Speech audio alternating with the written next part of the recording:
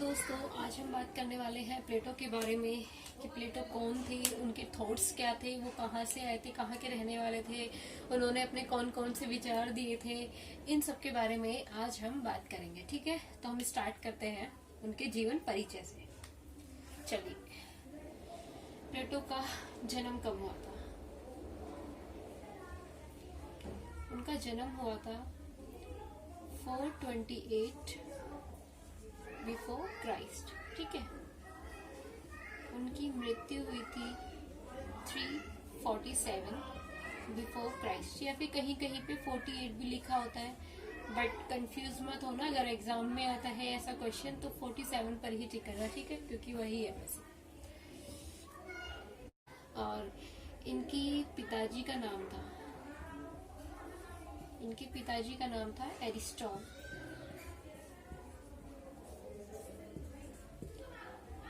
ठीक है, माता जी का नाम था इनकी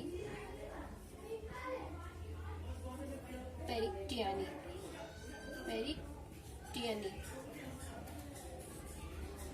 ठीक है, ये आधा क है, पेरिक्टियानी। ओके, और इनका जो रियल नेम था ना, इनका रियल नेम था एरिस्टोक्लीज। सॉरी,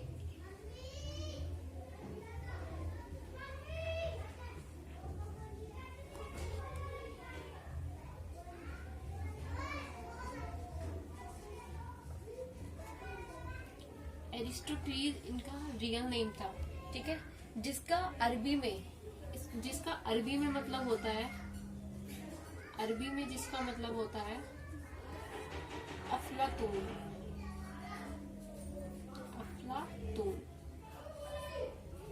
ठीक है, इनका ये रियल नेम था एरिस्टोक्लीज। इनका नाम प्लेटो क्यों पड़ा? प्लेटो इनका नाम क्यों पड़ा था? प्लेटो इनका नाम इसलिए पड़ा था क्योंकि इनके चौड़े कंधे थे।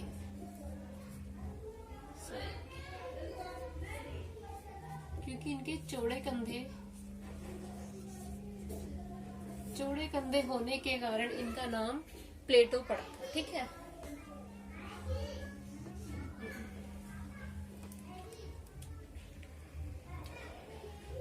आइए इनकी बुक्स की बात कर लेते हैं। इनकी कौन कौन सी बुक्स हैं? इनकी बुक्स हैं,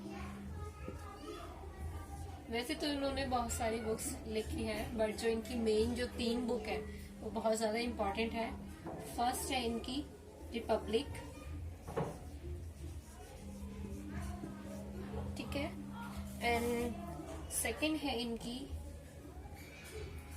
द लॉज।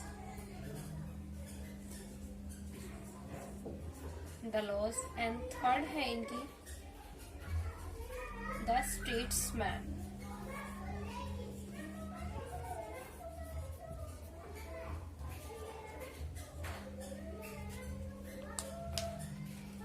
ठीक है, और भी बाकी इनकी बहुत सारी बुक्स हैं, बट वो इतने इम्पोर्टेंट नहीं है। यही तीनों ज्यादा इम्पोर्टेंट है इनकी बुक। ठीक है,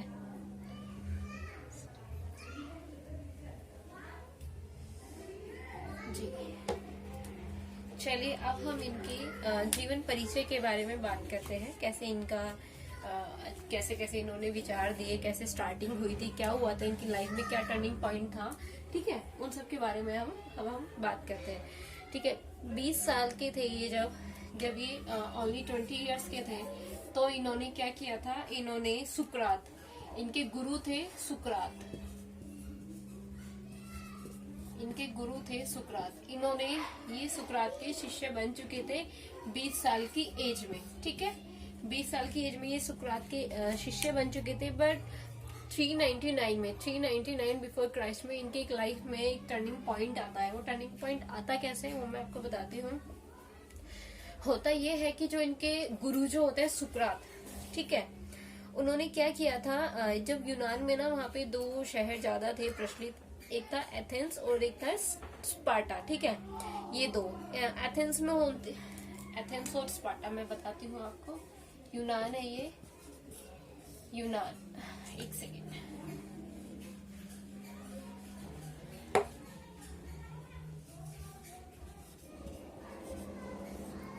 ठीक है, इसमें 2 मेन थे, स्पार्टा, एक था स्पार्टा ठीक है, और एक था एथेंस।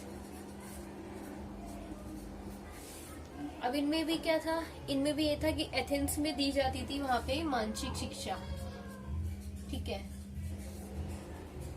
मानसिक शिक्षा। और स्पार्टा में दी जाती थी वहां पे शारीरिक शिक्षा,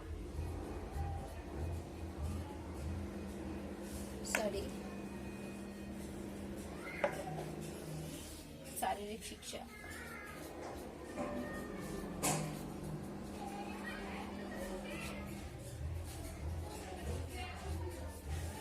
ठीक है, स्पार्टा में दी जाती थी शारीरिक शिक्षा और एथेंस में दी जाती थी मानसिक शिक्षा। ठीक है, अब हुआ ये कि वहां पर निरंकुश तंत्र जैसा था। ठीक है, वहां के जो राजा थे वो निरंकुश तंत्र उन्होंने फैला रखा था, तो सुकरात ने उसकी आलोचना कर दी थी, इसी कारण से उसको मृत्युदंड दे दिया। जब उनके गुरु को जहर के विष का प्याला दे दिया गया, उनको मृत्युदंड दे दिया गया, तो उसके बाद में प्लेटो ये सब देख के घबरा गया और उसे बहुत बुरा सा लगा, और वो फिर वहां से प्लेटो ने यूनान छोड़ दिया, और यूनान छोड़ने के बाद में वो इधर उधर भटका। फिर 388 ईस्वी पूर्व में 388 बीसी में फिर वो वापस लौटकर यूनान आता है, और यूनान आकर वो एक अकादमी नामक शिक्षण संस्थान की स्थापना करता है। ठीक है, अकादमी इसका शिक्षण संस्थान होता है, फिर इसकी वो स्थापना करता है, और इसके बाद में फिर वो अपनी बुक्स वगैरह लिखते हैं और फिर अपने विचार देना स्टार्ट करते हैं। अब हम उनके विचारों के बारे में एक एक करके बात करेंगे। ठीक है, तो सबसे पहले हम बात करते हैं प्लेटो का दार्शनिक राजा के बारे में। उसने दार्शनिक राजा के बारे में क्या विचार दिए हैं, हम उसके बारे में बात करेंगे कि एक दार्शनिक राजा को कैसा होना चाहिए, क्या उसके सिद्धांत होने चाहिए, क्या उसको ध्यान रखना चाहिए, क्या नहीं, कैसे वो अपने राज्य के लिए एक अच्छा रहेगा। ठीक है, उन सब चीजों के बारे में अब हम इसमें बात करते हैं। चलिए,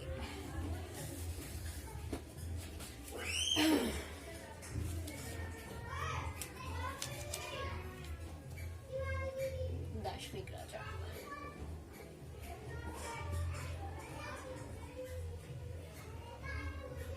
दार्शनिक राजा के बारे में उसके क्या क्या विचार थे, अब हम इसके बारे में बात करते हैं। उसने वैसे तो बहुत सारी बातें बोली दार्शनिक राजा को लेकर, ठीक है ना। उसकी जो बुक है रिपब्लिक में उसने एक न्याय युक्त आदर्श राज्य में शासन एक कैसा होना चाहिए, ठीक है ना, उसको संभालने के लिए एक सद्गुणी ज्ञान से संपन्न एक दार्शनिक राजा के बारे में उसने बात कही है। ठीक है ना, उसने बोला है कि एक राजा को ना एक बिल्कुल राजा को सद्गुण से संपन्न होना चाहिए। ठीक है, सद्गुण जैसे उसके अंदर विवेक होना चाहिए, उसके अंदर विवेक होना चाहिए,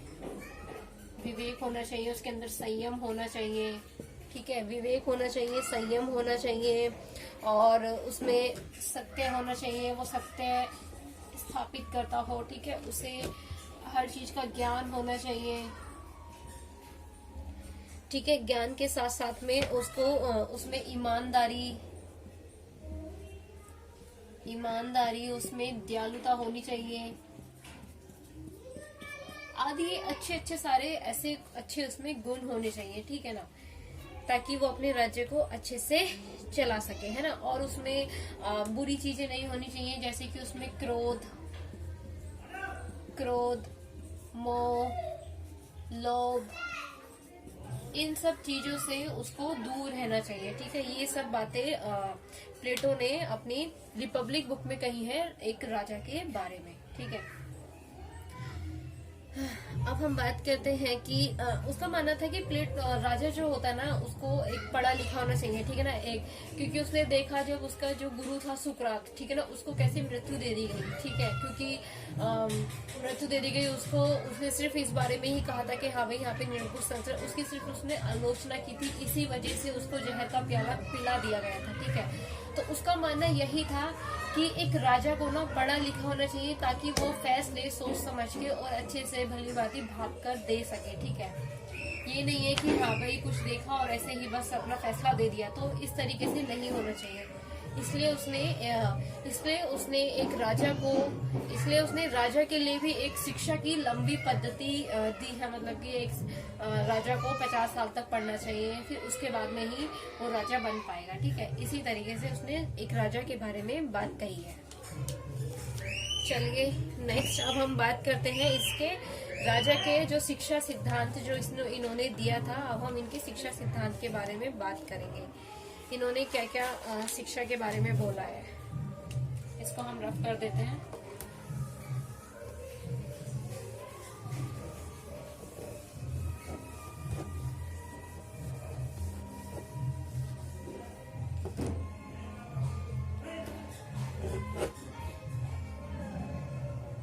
शिक्षा,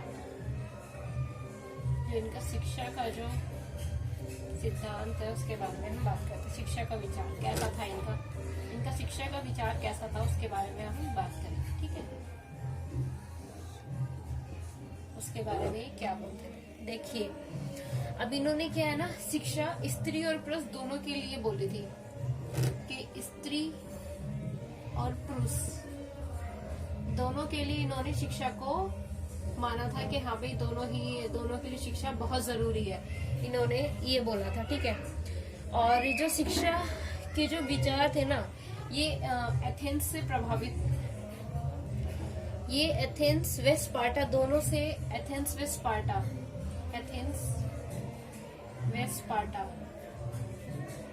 स्पार्टा में जो भी शिक्षा थे ना उनसे प्रभावित होकर उन्होंने शिक्षा के विचार उन्होंने दिए थे। ठीक है, अब उनका हम स्टार्ट करते हैं। शिक्षा के विचार क्या थे, तो उनकी जैसे भी स्टार्टिंग होता है, जैसे कि इसको रफ कर देते पहले थोड़ा सा।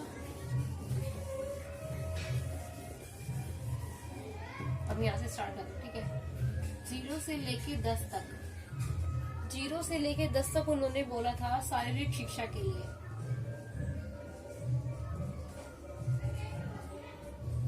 शारीरिक शिक्षा, ठीक है, शारीरिक शिक्षा यानी कि जिसके अंदर हम व्यायाम हो सकता है, हमारा व्यायाम और खेलकूद, यानी कि किसी भी बच्चे को इतना हष्ट पुष्ट बनाना कि उसकी इतनी शारीरिक शिक्षा उसको ऐसे दी जाए कि उसको कभी भी आगे चलकर औषधियों की दवाई की जरूरत ना पड़े। ठीक है, उसका एकदम हष्ट पुष्ट होना, एकदम वेल्थ हो, हेल्दी हो वो बिल्कुल। ठीक है, इसीलिए उसको 0 से लेकर 10 वर्ष तक उसको शारीरिक शिक्षा दी जाएगी। ठीक है, फिर हम स्टार्ट करते हैं 11 से लेके 15 तक। 11 से 15 तक उसको दी जाएगी संगीत,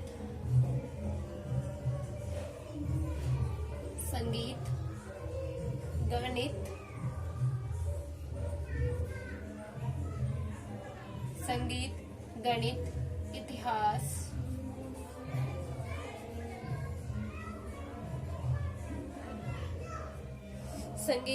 इतिहास, व विज्ञान। ठीक है, अब जब 11 से 15 के हो जाएंगे तो उसको संगीत, गणित, इतिहास व विज्ञान, इन सब की शिक्षा भी दी जाएगी। ठीक है, फिर आती है 16 से 20 तक।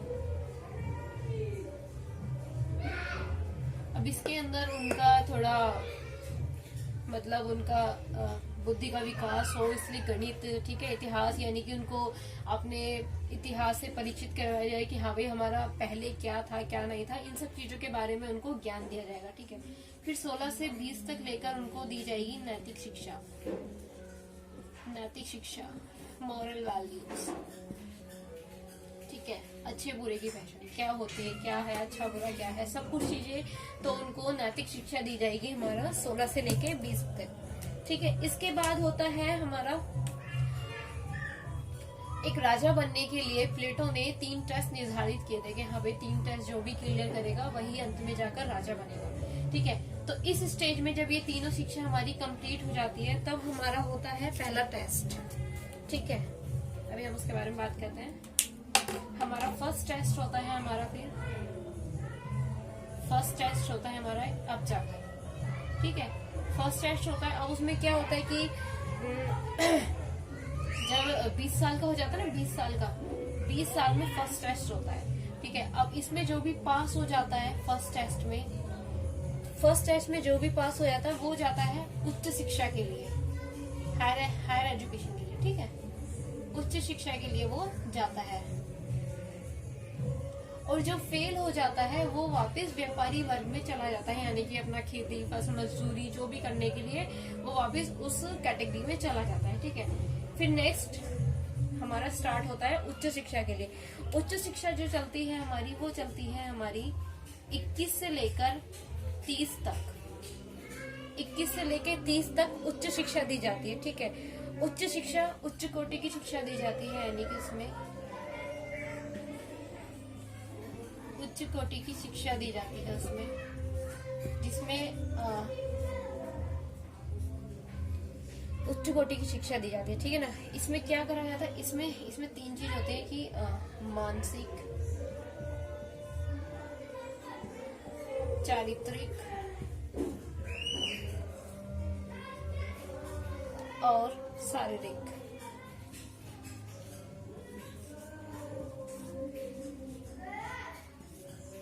इन तीनों की शिक्षा इसमें दी जाती है, ठीक है। और फिर से होता है सेकंड टेस्ट, फिर सेकंड टेस्ट होता है इसके बाद में 30 की एज में फिर से सेकंड टेस्ट होता है, ठीक है। अब इसमें जो भी पास हो जाता है वो जाता है दर्शन शास्त्र की शिक्षा के लिए। दर्शन शास्त्र,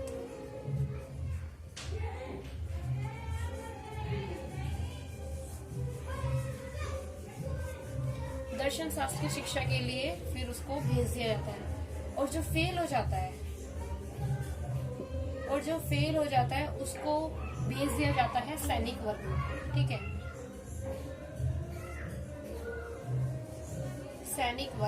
उसे सैनिक वर्ग में वापस भेज दिया जाता है, ठीक है। अब हम बात करते हैं थर्ड स्टेज यानी कि फिर आता है हमारा 30 तक हो गया, फिर आता है हमारा 31 से लेके 35 तक। 31 से लेके 35 तक क्या होता है,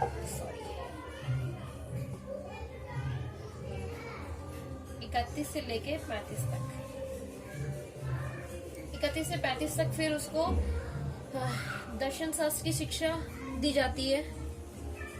दर्शन शास्त्र की शिक्षा दी जाती है उसको।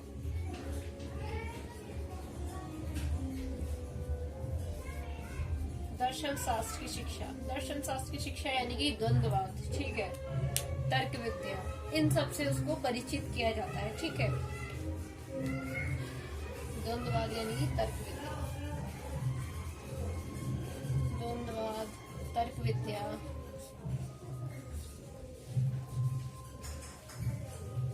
द्वंद्ववाद पद्धति, ठीक है। इन सब के बारे में उसको शिक्षा दी जाती है। अब लास्ट में क्या होता है, लास्ट में होता है हमारा, हाँ, ठीक है।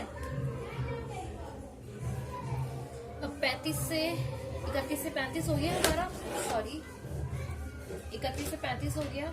फिर क्या कहते हैं, फिर उसके बाद में जब ये शिक्षा उसकी हो जाती है 31 से 35 तक, फिर 35 से लेकर 50 वर्ष, 35 से लेकर 50 वर्ष की आयु तक उसको सांसारिक जीवन जीने के लिए छोड़ दिया जाता है संसार में।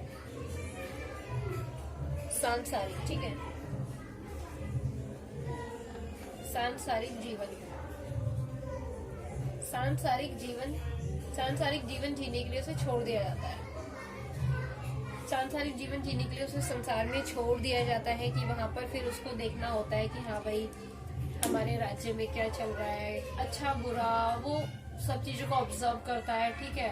अपने माइंड को और ज्यादा अच्छा करता है, ठीक है। तो 15 साल तक वो इसी में रहता है। और उसके बाद में फिर लास्ट टेस्ट होता है, लास्ट में एकदम फिर 3rd नंबर का टेस्ट होता है। 3rd टेस्ट होता है फिर एज ऑफ 50, ठीक है, 50 की उम्र पे फिर 3rd टेस्ट होता है हमारा। और जो उसमें पास हो जाता है, जो इस टेस्ट में पास हो जाता है वो राजा बन जाता है, ठीक है ना। और जो फेल हो जाता है वो वापस से सैनिक वर्ग में चला जाता है, सैनिक वर्ग में, ठीक है। तो इतनी लंबी पद्धति थी प्लेटो की, ठीक है, कि इन सब उसका मानना था जब इतनी सारी जब पढ़ाई एक व्यक्ति कर लेगा, उसी के बाद में वो एक राज्य को चलाने के योग्य होगा, ठीक है ना। तभी वो कैपेबल हो पाएगा कि हाँ भाई मेरे स्टेट में कैसे उसको डिसीजन लेना है। वो इतने सारे डिसीजन जब लेगा ना अपने स्टेट के लिए, तो वो इतनी सारी पढ़ाई करने के बाद ही लेगा, उसका प्लेटो का ये मानना था, ठीक है। अब इसकी आलोचनाएं भी बहुत लोगों ने की है, इसकी शिक्षा पद्धति की आलोचनाएं भी बहुत लोगों ने की है, ठीक है। अभी हम इसको रफ करना पड़ेगा थोड़ा। चलिए अब बात करते हैं इनकी आलोचनाओं के बारे में।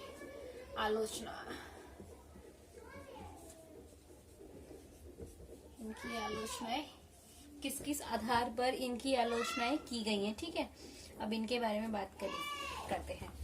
तो इसमें बोला है कि जो प्लेटो की जो शिक्षा योजना है, ठीक है, ये सभी के लिए नहीं है। इसकी जो प्लेटो की जो शिक्षा योजना है ना, शिक्षा योजना जो है ये सभी के लिए ना होकर सिर्फ अभिभावक वर्ग के लिए होती है। अभिभावक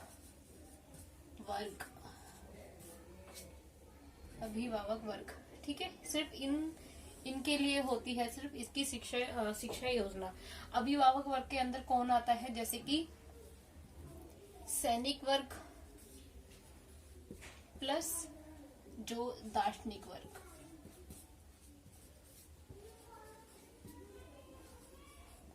दार्शनिक यानी कि राजा, ठीक है,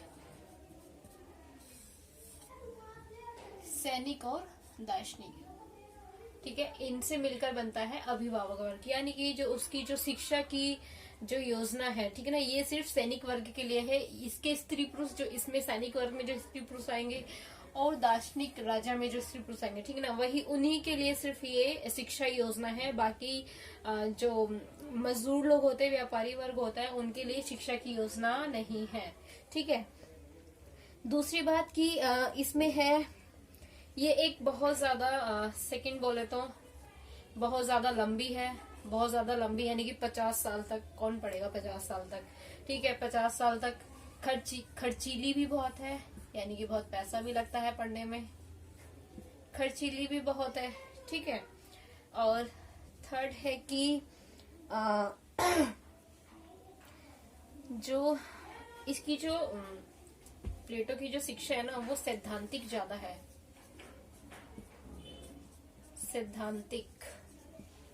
सैद्धांतिक ज्यादा है,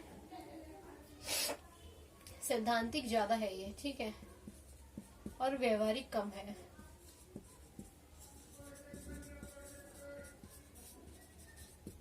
व्यवहारिक कम है, ठीक है। इसी आधार पर कुछ और भी आलोचनाएं होती हैं, बट ये कुछ मेन है, ठीक है। होता ये है कि सिद्धांतिक मतलब कि उन्होंने इस तरीके से सिद्धांत तो बना दिया, बट इसे व्यवहार में लाना थोड़ा मुश्किल होता है, ठीक है, इसलिए इनकी कुछ ये आलोचनाएं थी। अब हम बात करते हैं इनके साम्यवाद की। इन्होंने जो साम्यवाद की जो बात कही है, प्लेटो ने साम्यवाद पर दो विचार दिए, यानी कि परिवार का साम्यवाद और संपत्ति का साम्यवाद। तो उसकी अब हम बात कर देंगे, ठीक है। इसको रफ करते हैं।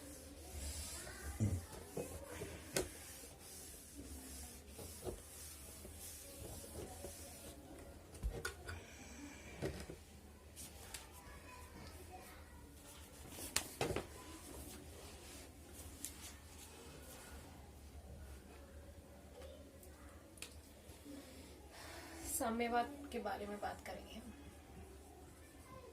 साम्यवाद, इन्होंने दो साम्यवाद की बात करी है, ठीक है। एक तो इन्होंने बोला है संपत्ति का साम्यवाद,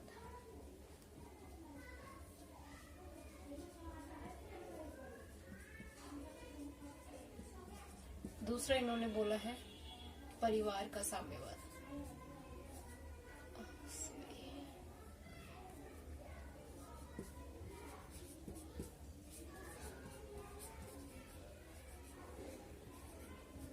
ठीक है, पहला बोला है ये और दूसरा बोला है ये। अब उन्होंने ये साम्यवाद क्यों दिए हैं? उनका मानना ये था कि एक आदर्श राज्य की स्थापना करने के लिए शिक्षा के साथ साथ साम्यवाद पर भी बल देना चाहिए। ठीक है, उनका कहना था कि जो शिक्षा जो होती है ना, शिक्षा के द्वारा जो हम सद्गुण प्राप्त कर विपरीत वातावरण में वो नष्ट हो जाते हैं। ठीक है, अतः शिक्षा के सद्गुणों को बनाए रखने के लिए साम्यवाद बहुत जरूरी होता है।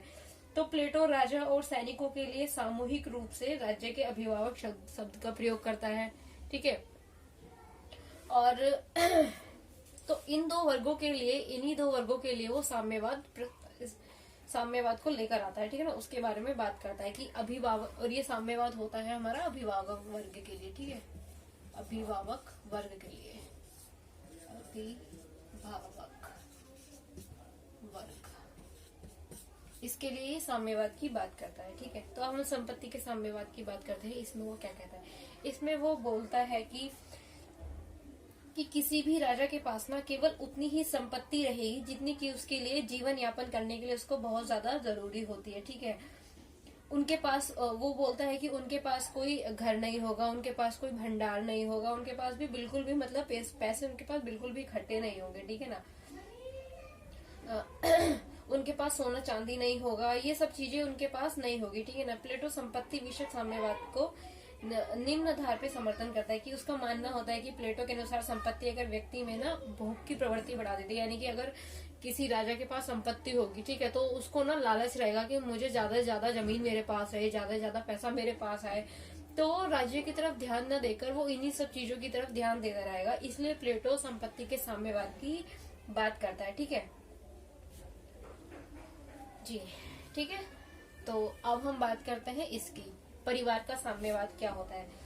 परिवार, उसका प्लेटो का मानना था कि परिवार का जो मोह होता है ना, परिवार के लिए जो हमारा प्यार होता है वो धन के प्यार से भी ज्यादा होता है। यानी कि हम इतना धन को इम्पोर्टेंस नहीं देंगे जितना हम परिवार को देंगे। ठीक है, और मनुष्य जो इंसान होता है ना, वो परिवार के लिए अनुचित कार्य भी कर सकता है। ठीक है, इसीलिए वो मानता है कि परिवार का साम्यवाद होना बहुत जरूरी है। वो बोलता है कि उसका मानना होता है कि अगर एक शासक का, एक राजा का अगर एक परिवार होगा तो वो उन्हीं की तरफ ध्यान देगा। बस, तो यही मतलब प्लेटो का मानना था। प्लेटो ने एक तर्क दिया था, मतलब प्लेटो का मानना था कि जब यूनान था ना, यूनान में उस टाइम पे ना जो स्त्री थी उनकी दशा बहुत ही ज्यादा बेकार थी। वो मतलब घर के अंदर चार दीवारी के अंदर ही रहती थी, तो वो वहीं तक सीमित थी।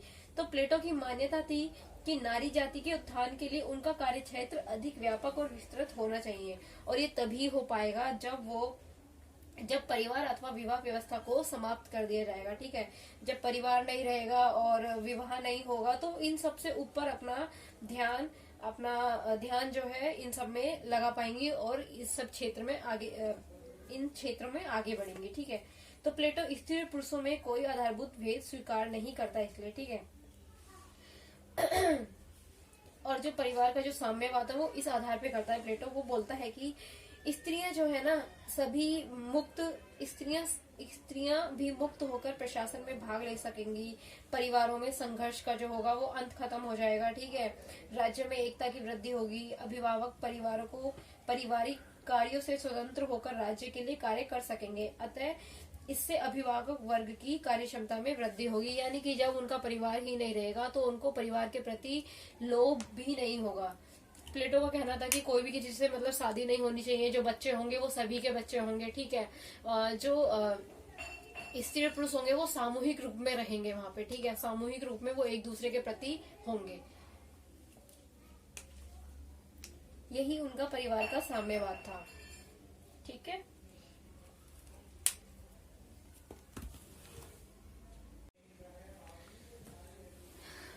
प्लेटो के साम्यवाद की आलोचनाएं भी की हैं, और इसकी आलोचना की है अरस्तु ने। अरस्तु कौन था? अरस्तु प्लेटो के शिष्य थे। ठीक है, प्लेटो के शिष्य थे अरस्तु, बट उन्होंने उनकी कुछ जैसे कि परिवार का जो साम्यवाद है उसकी आलोचनाएं अरस्तु ने की है। ठीक है, परिवार का साम्यवाद और संपत्ति का साम्यवाद इन दोनों की ही उन्होंने की है आलोचनाएं। अब हम आगे बात करते हैं इनके न्याय के सिद्धांत की। चलिए अब हम बात करते हैं प्लेटो के न्याय संबंधी विचार क्या थे। ठीक है, न्याय संबंधी विचार।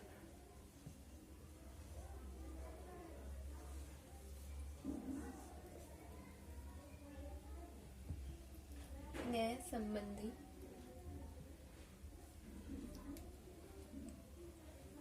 संबंधी विचार।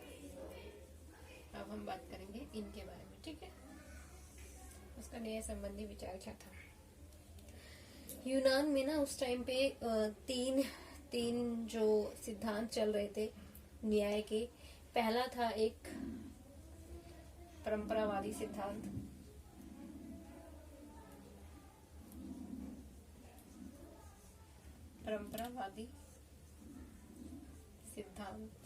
ठीक है। दूसरा था हमारा उग्रवादी सिद्धांत,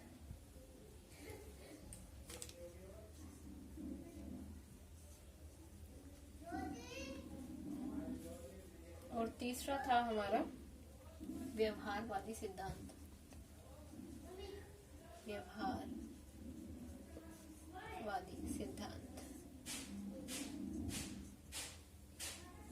ठीक है, अब हम बात करते हैं दिए किसने थे।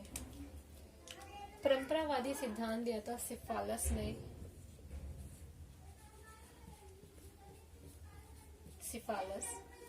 उग्रवादी सिद्धांत दिया था थ्रेसिमेक्स ने।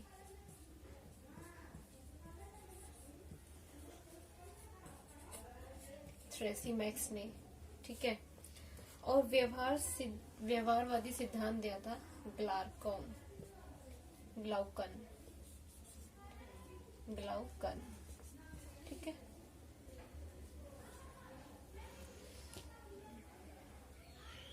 ग्लाउकन ने। तो इन तीनों सिद्धांत का प्लेटो ने खंडन किया था। इन तीनों सिद्धांत का प्लेटो ने ये कहकर खंडन किया था, उन्होंने बोला था कि जो कोई भी न्याय का सिद्धांत जो होता है ना, कोई भी न्याय सिद्धांत होता है वो कभी भी परंपरावादी नहीं होता। यानी कि परंपराओं के आधार पर हम किसी राज्य में न्याय स्थापित नहीं कर सकते। ठीक है, और ना ही कभी भी किसी भी न्याय का जो रूप होता है वो उग्र हो सकता है। यानी कि न्याय हमेशा नैतिकता से होता है। ठीक है, प्लेटो का मानना था, ना कि उग्र रूप में। ठीक है, प्लेटो और बोलता था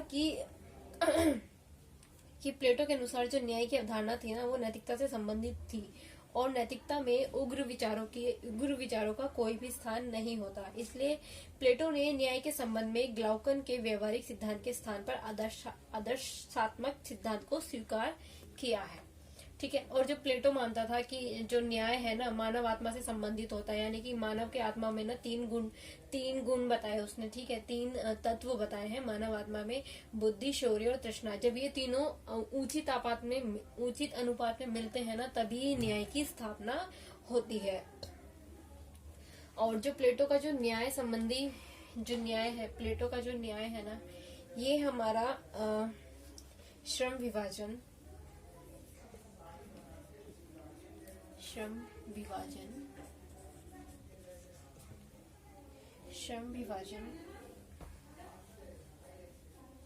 हस्तक्षेप व कार्य विशिष्टीकरण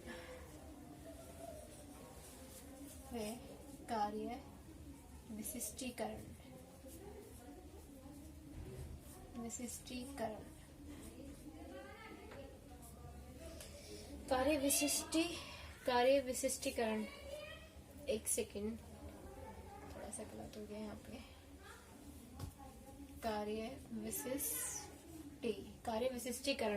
कार्य विशिष्टीकरण के सिद्धांत पर आधारित है। ठीक है, इनका जो न्याय संबंधी जो विचार है वो इस पर आधारित होता है। यानी कि श्रम विभाजन, हस्तक्षेप व कार्य विशिष्टीकरण। इसके कहने का मतलब ये था कि जो भी व्यक्ति जिस काम में निपुण होता है ना, किसी एक काम में निपुण होता है ना, उसको वही काम करना चाहिए, और किसी भी व्यक्ति को किसी के काम में हस्तक्षेप नहीं करना चाहिए। यही उसका न्याय संबंधी विचार था। इस आधार पे था उसका न्याय संबंधी विचार।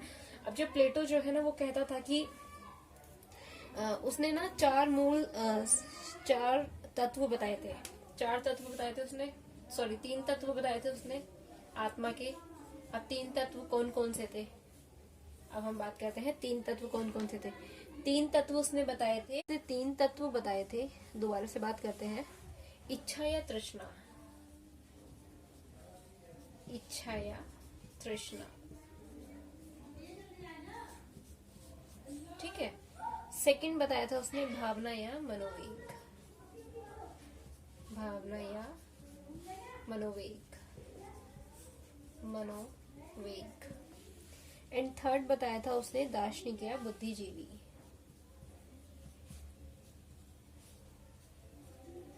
दार्शनिक या बुद्धिजीवी,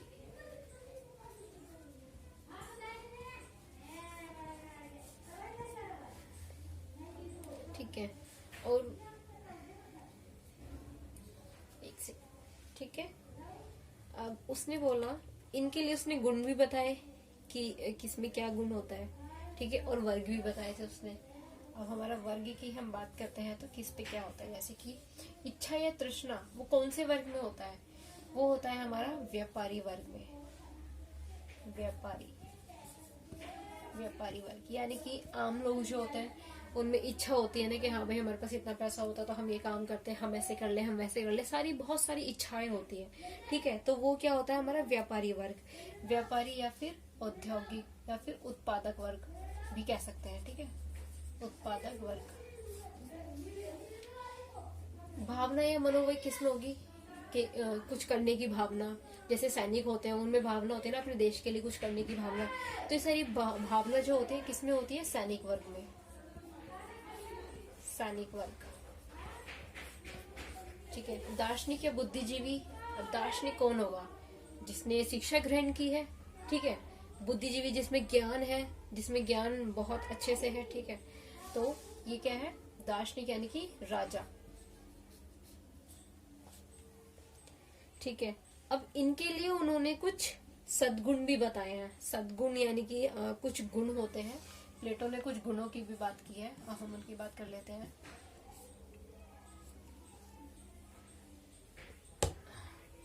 सॉरी,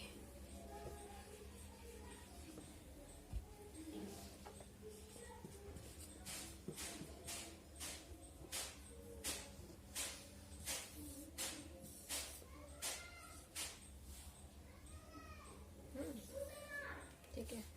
अब हम गुणों की बात कर लेते हैं, तो गुण कौन कौन से बताए हैं।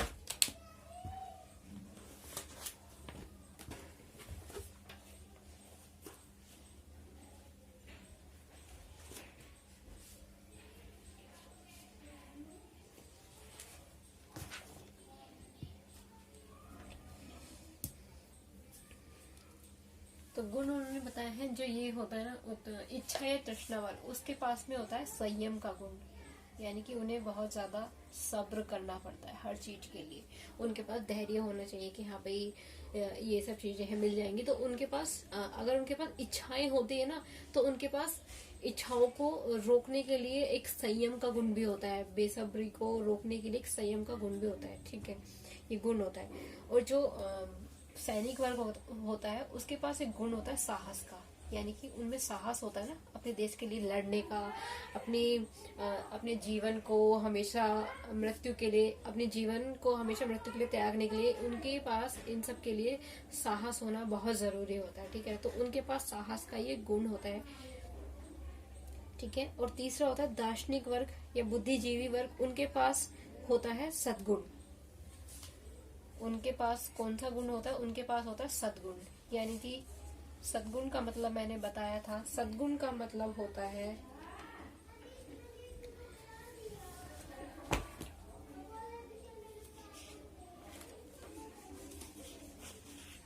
सद्गुण का मतलब होता है वो राजा जिसके अंदर सभी गुण हो, ठीक है। राजा पढ़ा लिखा हो, वो अच्छे उसे सभी चीजों की नॉलेज हो, ठीक है, सत्य का ज्ञान हो, ठीक है, और वो अच्छी अच्छी चीजों अच्छे अच्छे काम करे, ठीक है, यानी कि उसके पास विवेक हो, संयम हो, सत्य हो, न्याय हो, वो ज्ञानी हो, ठीक है, अपने कामों को कर सके, ईमानदार हो, दयालुता के उसके अंदर गुण हो। तो सद्गुण का मतलब उसके अंदर इतने सारे गुण होने चाहिए, ठीक है।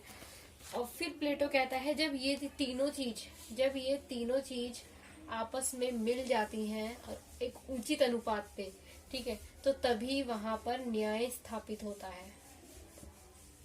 तभी क्या होता है? तभी वहां पर न्याय की स्थापना होती है। अब प्लेटो के सिद्धांत की आलोचनाएं भी की हैं, आलोचनाएं भी उनकी की गई थी, जैसे कि किसी का मानना था कि जो ये न्याय है ना, ये आधुनिक कानूनी अवधारणा के अनुरूप नहीं है, व्यवहारिक नहीं है। यानी कि हम इसे सिद्धांत तो मान सकते हैं, बट ये व्यवहार में लाना थोड़ा मुश्किल है।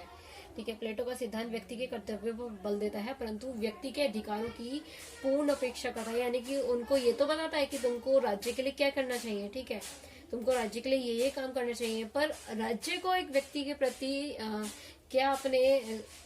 क्या उनके अधिकारों की रक्षा करनी चाहिए, बट इसकी बात वो नहीं करता। ठीक है, और प्लेटो के न्याय का कार्य विशेषीकरण सिद्धांत व्यक्ति के स्वतंत्रता के विरुद्ध है। यानी कि उन्होंने बोल तो दिया कि हाँ भाई, एक व्यक्ति को जिसमें वो निपुण है उसको वही काम करना चाहिए, ठीक है, चाहे उसको वो काम करने का मन ना हो, माना वो किसी एक काम में निपुण है, बट उसकी इच्छा नहीं है उस काम को करने की, वो किसी और काम को करना चाहता है, तो इस तरीके से तो उसके अधिकारों का हनन हो गया ना, कि नहीं, उसको वही काम करना चाहिए चाहे उसका मन भी ना हो।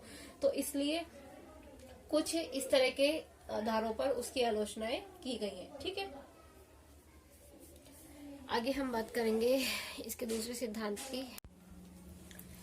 तो ओवरऑल मानव आत्मा के 3 तत्वों से ही राज्य के 3 वर्गों का निर्माण होता है। ठीक है, जिन व्यक्तियों में बुद्धि का तत्व होता है वो दार्शनिक वर्ग का निर्माण करते हैं। ठीक है, जिन व्यक्तियों में शौर्य यानी कि भावना या मनोवैज्ञानिक यानी कि शौर्य का जो गुण होता है, ठीक है, साहस या फिर शौर्य का जो सद्गुण होता है, ठीक है, गुण होता है, वो लोग सैनिक वर्ग का निर्माण करते हैं। ठीक है, और जिन लोगों में तृष्णा का तत्व होता है, तृष्णा ये ना, तृष्णा या फिर संयम का गुण जिन लोगों में होता है वो व्यापारी वर्ग का निर्माण करते हैं। ठीक है, और जब ये तीनों वर्ग अपना अपना कार्य करते हैं और दूसरों के कार्यों में हस्तक्षेप नहीं करते, जब ये अपना कार्य करेंगे, ये अपना और ये अपना, जब ये तीनों ही अपना अपना कार्य करेंगे और दूसरों के कार्यों में हस्तक्षेप नहीं करते हैं, तभी राज्य में न्याय स्थापित हो पाता है। ठीक है, अच्छे से तभी राज्य में न्याय स्थापित होता है, यही मान्य था प्लेटो का। चलिए ठीक है, अब हम बात करने वाले हैं दार्शनिक राज्य के बारे में। ठीक है, एक दार्शनिक राज्य कैसा होना चाहिए, अब हम नेक्स्ट इसके बारे में बात करेंगे। चलिए अब बात करते हैं प्लेटो के आदर्श राज्य के बारे में। प्लेटो का आदर्श राज्य,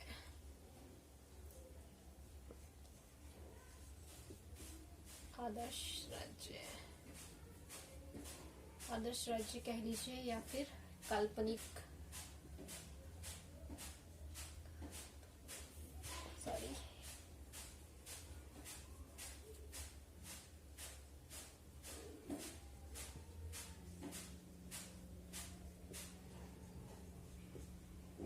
या फिर कह लीजिए काल्पनिक राज्य, क्योंकि इस राज्य के बारे में उसने कल्पना ही तो की है। उसका एक कोट्स है, फेमस कोट्स है उसका एक, ठीक है, उसका एक फेमस कोट्स है, व्यक्ति और राज्य में जीवाणु और जीव का संबंध बताता है प्लेटो। व्यक्ति और राज्य में जीवाणु व जीव जैसा संबंध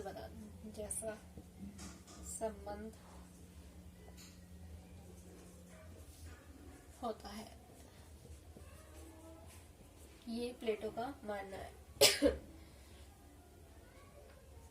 एक और बात बोली है, उसने बोला है कि जो राज्य जो होता है ना, राज्य मनुष्य का वृहद रूप होता है, मनुष्य का वृहद रूप होता है। मतलब देखिए, समझाते हैं। पहले हम मानते हैं, पहले कौन आया यहाँ पे, एक सेकेंड।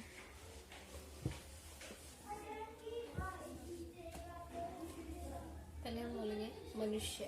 पहले इस धरती पे कौन आया, प्लेटो कौन सा, मनुष्य, ठीक है। इसके बाद में एक मनुष्य आया, तो मनुष्य से क्या बना, फैमिली।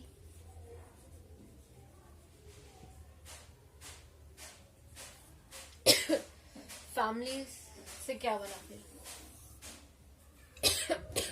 सॉरी, समाज। और समाज से क्या बना, समाज से किस चीज का निर्माण हुआ, एक राज्य का। तो इस तरीके से प्लेटो का मानना था कि एक मनुष्य आया, मनुष्य से परिवार बना, फिर समाज बना, फिर बना राज्य, ठीक है। इसलिए उसने बोला है राज्य जो है वो मनुष्य का बृहद रूप है।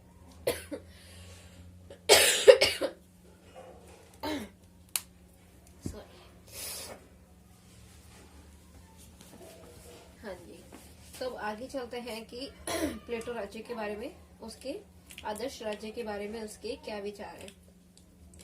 प्लेटो का मानना था कि व्यक्ति की जो प्लेटो का मानना था कि जो राज्य के जो कानून होते हैं ना, वो व्यक्ति के विचारों से ही उत्पन्न होते हैं। जो भी व्यक्ति अगर सोचेगा तभी तो कानून बन पाएंगे। व्यक्ति अगर अपने राज्य के लिए कुछ सोचेगा तभी तो वो कानून बनेंगे, ठीक है,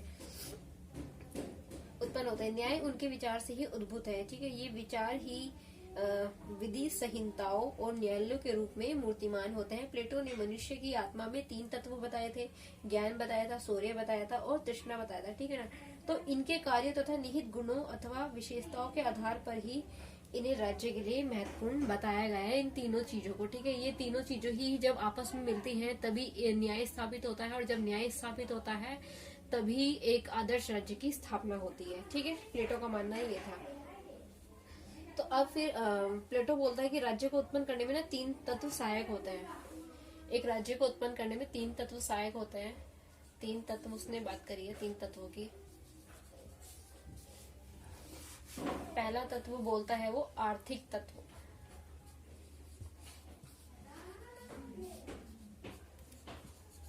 पहला तत्व बोलता है आर्थिक तत्व। उसका मतलब होता है आर्थिक तत्वों के आधार पर प्लेटो, उसकी हम बात करते हैं प्लेटो के आर्थिक तत्व के। तो आर्थिक तत्व में बात करते हैं हम। प्लेटो बोलता है कि मनुष्य जो होता है ना, इंसान होता है, अपनी आवश्यकताओं की, अपनी जरूरतों को वो खुद से पूरा नहीं कर सकता, ठीक है।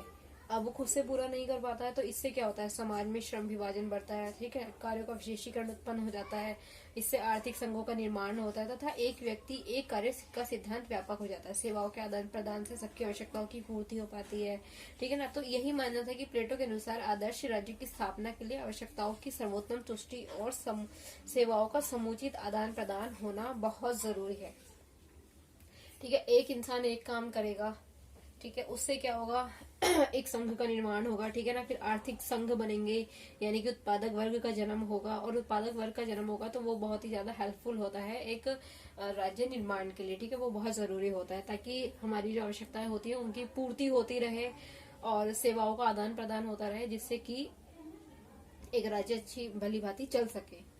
तो ये होता है आर्थिक तत्व। दूसरा तत्व होता है हमारा, दूसरे तत्व के बारे में बात करते हैं। दूसरा तत्व होता है हमारा सैनिक तत्व। सैनिक तत्व, सॉरी एक सेकेंड, मैंने गलत कर दिया।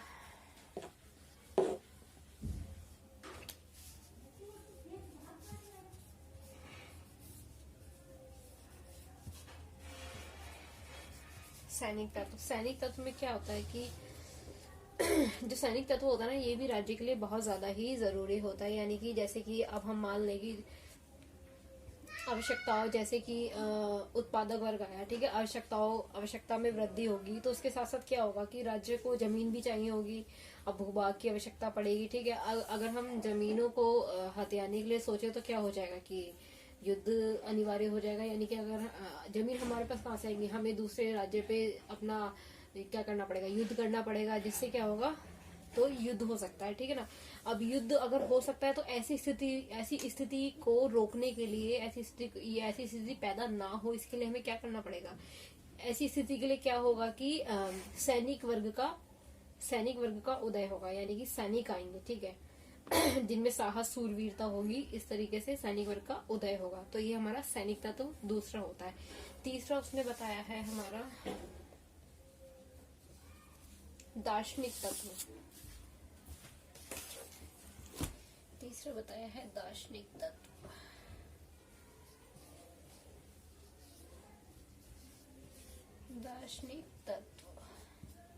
दार्शनिक तत्व में उसने बोला है, देखिए दार्शनिक तत्व में उसने बात करी है राजाओं के बारे में, यानी कि राज्य निर्माण का तीसरा आधार तत्व होता है हमारा दार्शनिक तत्व, यानी कि जिनका सीधा संबंध किससे होता है, आत्मा की विवेक से, बुद्धि से, ठीक है ना, जो लोग सोच समझ के जो फैसला लेते हैं उससे, यानी कि ठीक है, यानी कि जो प्लेटो है उसके अनुसार सैनिक योद्धा में भी सामान्यतः गुण होता है, यानी कि जो सैनिक होता है उसमें भी यही गुण होता है, पर उसका मानना ये था कि जब ये दोनों ही होते हैं तो तभी एक आदर्श राज्य की स्थापना होती है।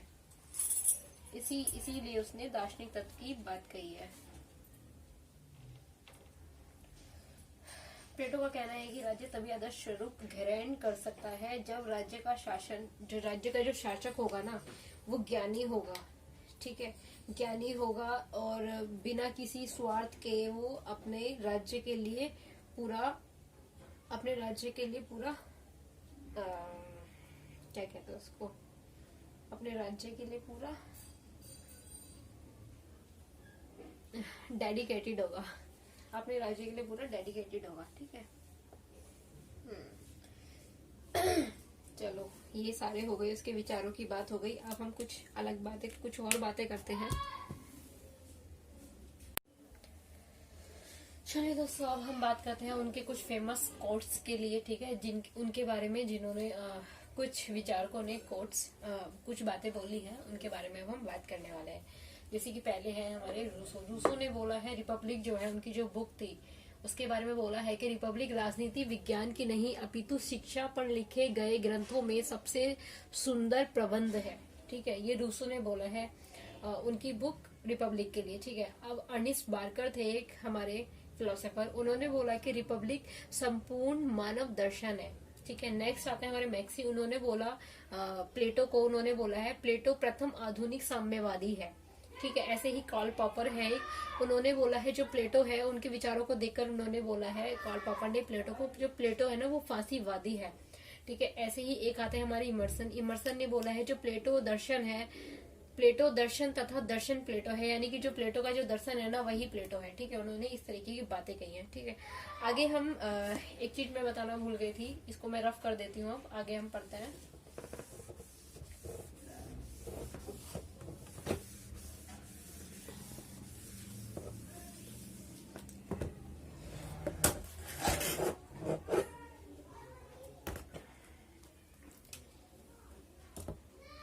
प्लेटो के जितने भी ग्रंथ हैं, जितने भी टोटल ग्रंथ हैं, उसकी जो भी उसकी बुक्स हैं वो सारे ही ग्रंथ ना उसके प्रश्नोत्तर संवाद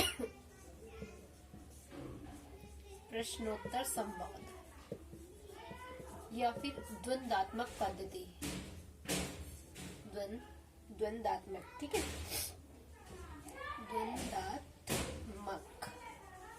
द्वंदात्मक पद्धति,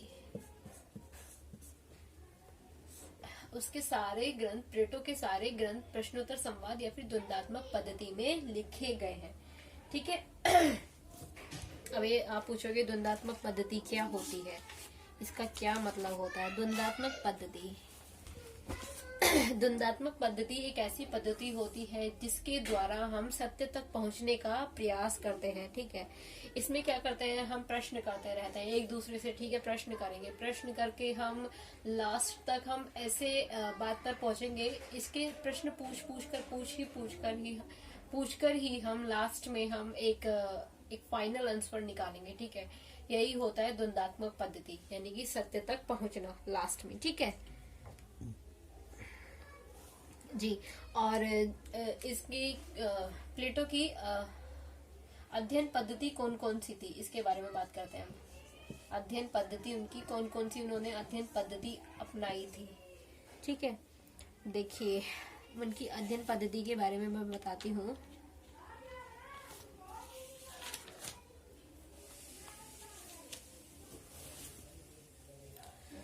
द्वंद्वात्मक उनकी अध्ययन पद्धति थी। देखो एक तो थी स्वदेशात्मक थी, ठीक है, मैं लिखती हूँ उसको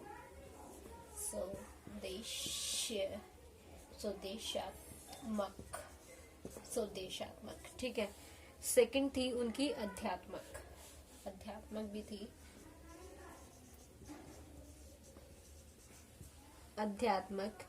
ठीक है। सॉरी अध्यात्मक नहीं है, स्वदेशात्मक, द्वंद्वात्मक, ठीक है। ऐतिहासिक भी थी, और वैसे विश्लेषणात्मक,